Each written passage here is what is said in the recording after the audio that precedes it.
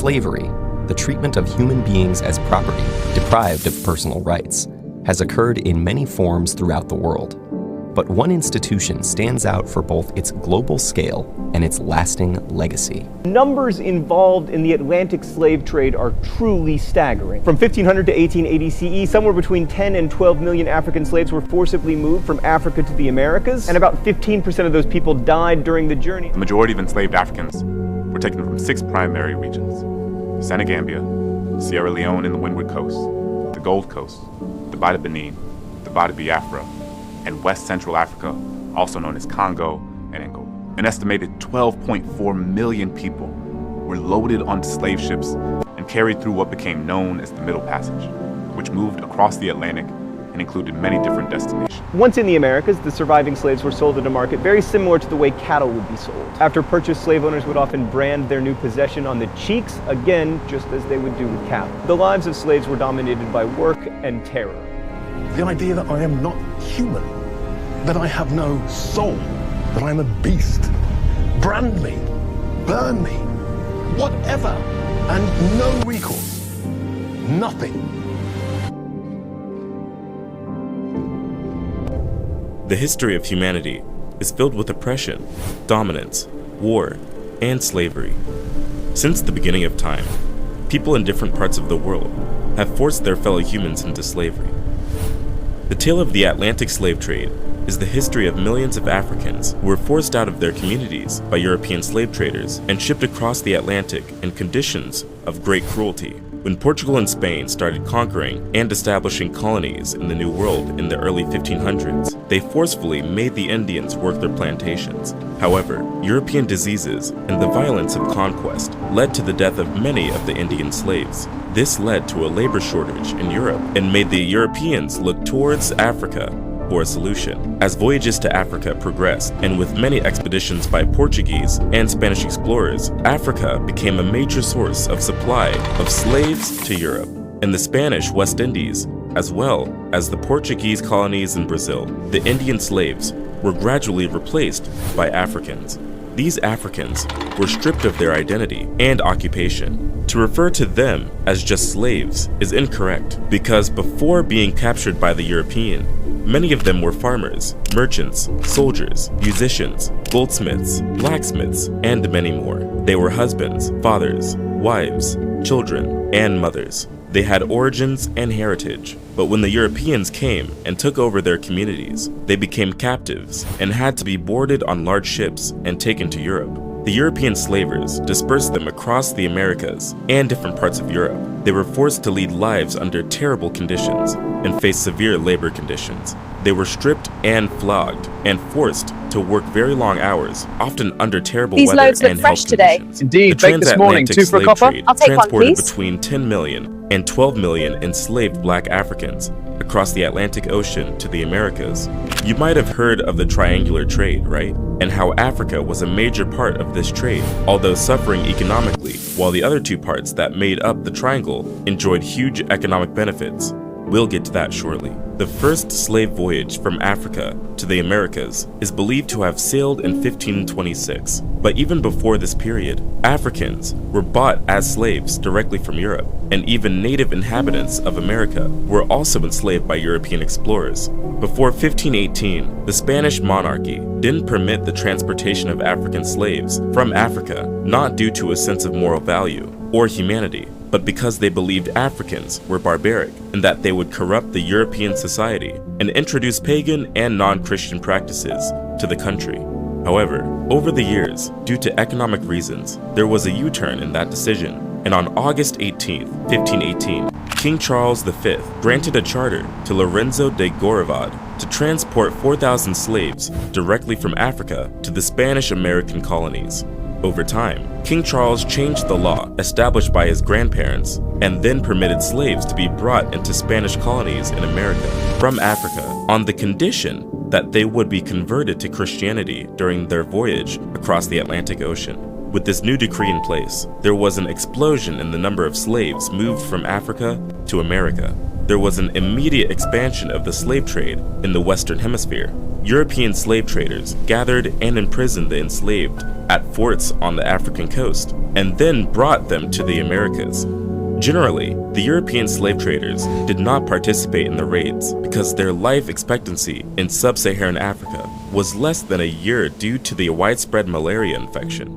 So the majority of people that were transported in the transatlantic slave trade were people from Central and West Africa that were captured by other West Africans and sold to the Western European slave traders. The transatlantic slave trade was essential to the whole economics of the triangular trade route, and European colonies in America needed the supply of slaves for their plantations.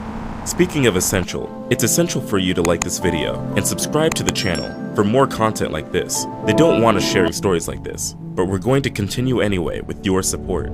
The triangular trade. Now, let's dive a little deeper into what the triangular trade route was all about. The triangular trade route is simply the trade structure that operated across the Atlantic region. This triangular trade route across the Atlantic took goods from Europe to Africa. Some of the goods taken to Africa include arms, textiles, and wine.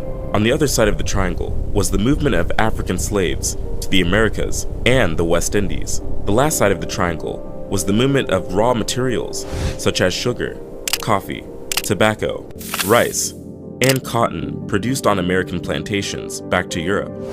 The triangle involved 3 continents, with Europe providing the capital, Africa providing the labor, and America providing the land and resources. There was always a supply to the European market. The story of the transatlantic slave trade involves the story of all people in the 3 continents, but most importantly, those involved in the Middle Passage voyage. The trade route that transported slaves is known as the Middle Passage. The voyage is often marked with a lot of difficulties and even death. Depending on the weather, the voyage could take about 3 to 6 months. The passage was so brutal that the ships not only lost the people being transported as slaves, but in some cases, the crew also lost their lives. The mortality rate for sailors on slave ships was approximately 20%. The ships had a particular design and varied in size and passenger capacity. The conditions of these ships were inhumane. The African slaves were locked up below the deck in cramped quarters and only had a little opportunity to be out in the sunlight, and they were forced to carry out certain enforced exercises in the form of dancing to ensure that they were healthy and in good posture when they get to Europe. Inside of these decks was sticky and filled with the stench of dirt, feces, and urine. Research published in 1794 estimated that a man inside the deck had just a space of 6 feet by 1 foot 4 inches, and a woman had 5 feet by 1 foot 4 inches. The girls had 4 feet 6 inches by 1 foot. The air inside the deck was hot, stale, and filled with the incessant smell of dirt and human excreta. The slaves suffered from starvation and thirst, and only had 24 ounces of water every day, i.e. the equivalent of 2 12-ounce soda cans of fluid per day. Their major food was horse beans and rice. The captives were packed tightly in tiers below decks and were chained together, hands and feet. The voyage was characterized by many difficulties, and the captives were faced with issues that included epidemic diseases and attacks by pirates. They also experienced physical, sexual, and psychological abuse by slave traders and crewmen. An estimate by historians put it that between 15 and 25% of the enslaved Africans bound for the Americas died during this voyage. The conditions were so severe that only a tiny percentage of the Africans transported in the slave trade came directly to North America. Just about 4% of the total Africans transported, not more than 400,000, arrived in North America directly. A vast majority of the slaves were sent to the Caribbean and South America, and almost half of the slaves that were captured and transported out from Africa, totaling about 5 million, were sent to Brazil. I know you will be wondering how thousands of slaves couldn't overpower hundreds of crewmen. Well, there was one popular situation where African slave trades revolted and took over their ships. The detail of this story is as chilling as it is fascinating. We will get to that shortly, but keep in mind that the slave traders were armed and typically had the slaves in chains before transporting them. Anyways, let's finish up on the journey and the economics of the transatlantic slave trade. And while we may think that all slaves transported out of Africa were through the transatlantic route, that is not entirely true. The transatlantic slave only made up for half of the total slaves traded and transported out of Africa. It is reported that from AD 650 to 1900, Islamic traders were also exporting slaves out of Africa and sent out a total of 10 million slaves to Arabia, Yemen, Iran, India, and Iraq. The slaves were transported across the Sahara Desert, the Red Sea, and the Indian Ocean, while some slaves were also enslaved but remained in Africa. Many of the slaves captured and transported in the transatlantic slave trade were taken from the region bordering the Gulf of Guinea. The slave activities in this region were excessive, that the section of the African coast in countries like Togo, Benin, and Nigeria was even referred to as the Slave Coast. A majority of the slaves were taken from West Central Africa. In the early stages of the transatlantic slave trade, the Portuguese generally bought Africans who were captured as slaves during tribal wars. But as the demand for slaves increased, the Portuguese began to enter the interior of Africa to forcibly take captives. In the 1690s, the number of people taken out of Africa yearly reached about 30,000, and a century later, the number grew to about 85,000 per year. During the 1700 and 1850, it was estimated that more than 8 out of 10 Africans were forced into the slave trade, successfully crossed the Atlantic. In the period between 1821 and 1830, about 80,000 people were leaving Africa yearly, and within the next 20 years, before the abolition of slave trade, over 1 million more Africans were sent across the Atlantic to America. By 1820, almost 4 Africans for every 1 European had been transported across the Atlantic, and 4 out of 5 women who crossed the Atlantic were from Africa. The majority of enslaved Africans brought to British North America arrived between 1720 and 1780. The Africans who were sent to Brazil were mostly from Angola, and those who were transported to North America, including the Caribbean, were taken mainly from West Africa. Although just about 6% of African captives were sent to British North America in 1825, the US population included about 1/4 of the people of African descent in the Western Hemisphere. Interestingly, the condition of slavery in America was totally different from that in the US. But before we delve into these mind-boggling details, let's talk about the revolt of 1839. Remember, I mentioned this earlier.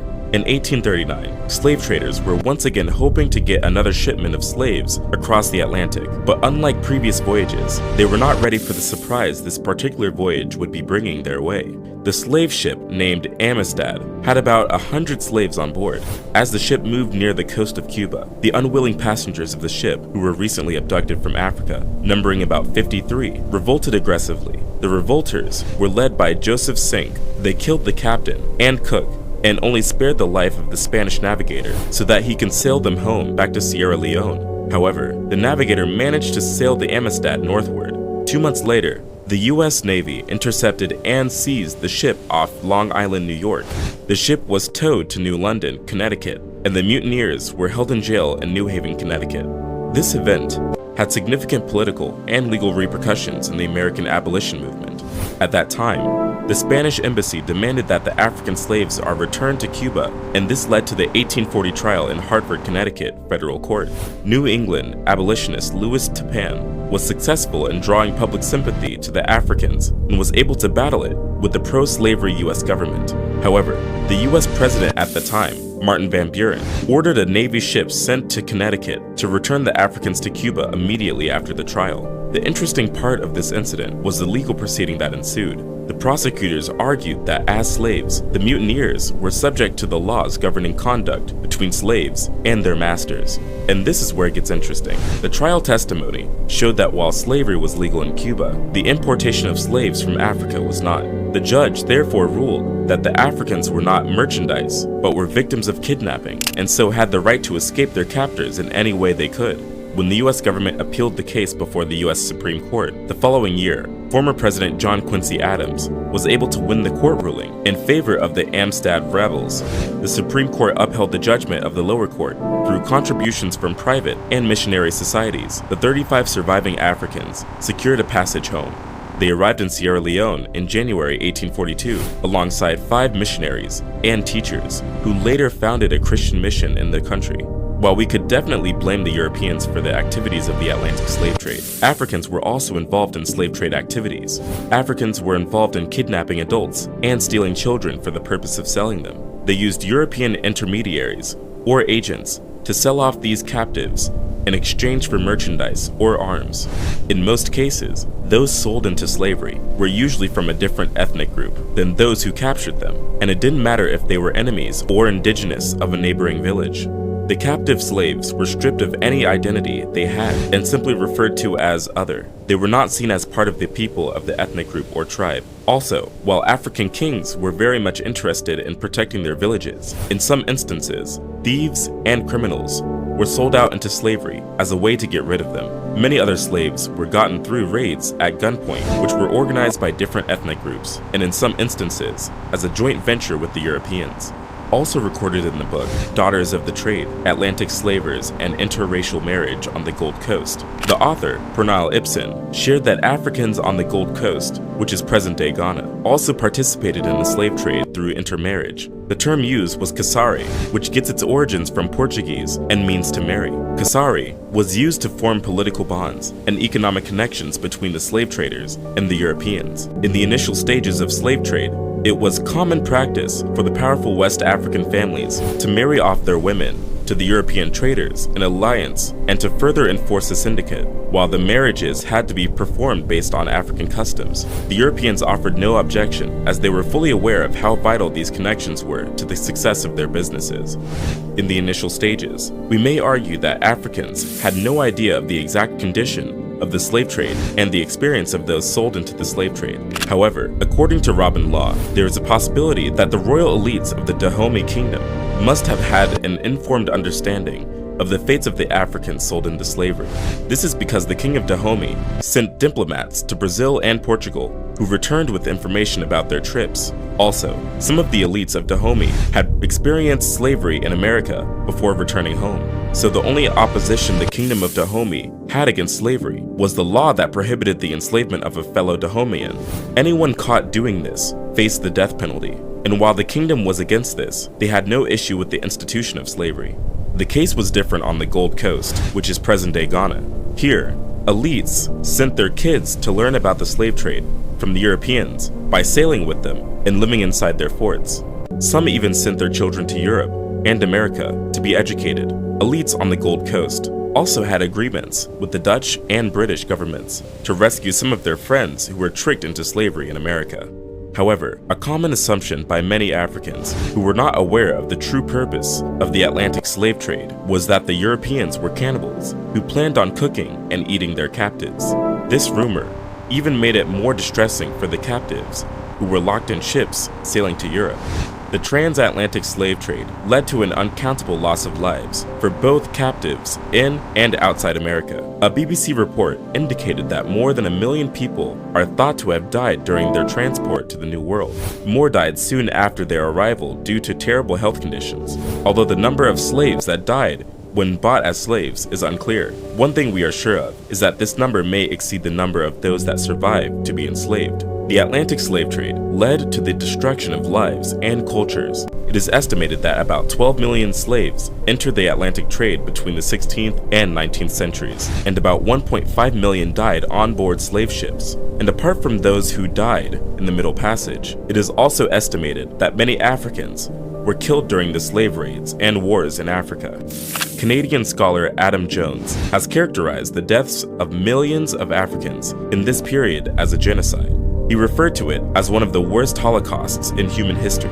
Many believe that these deaths were not intentional and it was in the slave owner's interest to keep slaves alive and not exterminate them. Jones argues that the killing and destruction were intentional, whatever the incentives to preserve survivors of the Atlantic Passage for labor exploitation. To revisit the issue of intent already touched on, if an institution is deliberately maintained and expanded by discernible agents, though all are aware of the hecatombs of casualties it is inflicting on a definable human group, then why should this not qualify as genocide?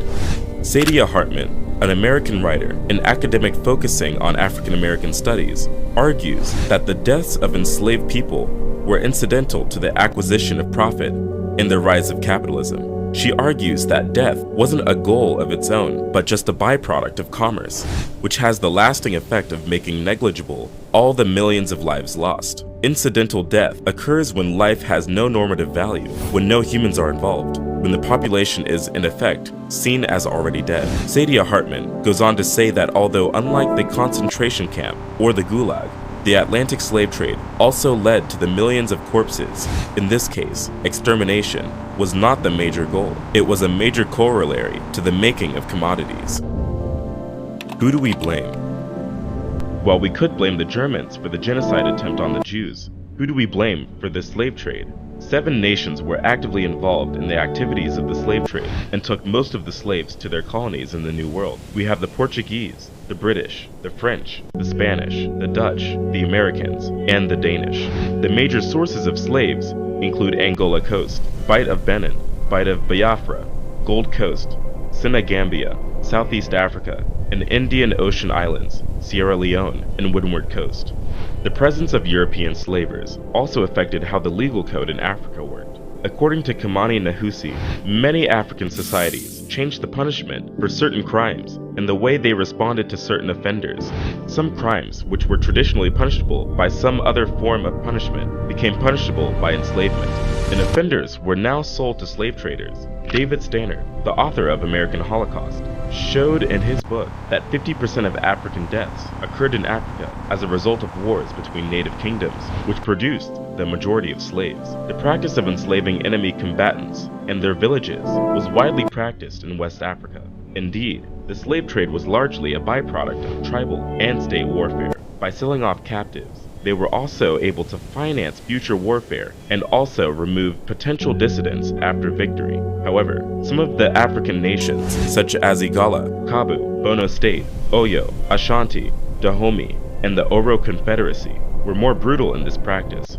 Truly, Africans were fully involved in the slave trade and even aided it in many ways. But we can't take away the fact that the Europeans provided the incentives that made this activity thrive. In one of the letters written by Manikongo Nzinga Mbemba Afonso to the King João III of Portugal, he writes to the king requesting that the king stop sending merchandise that is fueling the war between the different tribes. He begs the king to stop sending merchandise and rather send more missionaries. In one of his letters, he writes, "Each day the traders are kidnapping our people, children of this country, sons of our nobles and vassals, even people of our own family. This corruption and depravity are so widespread that our land is entirely depopulated. We need in this kingdom only priests and school teachers and no merchandise, unless it is wine and flour for mass. It is our wish that this kingdom is not a place for the trade or transport of slaves.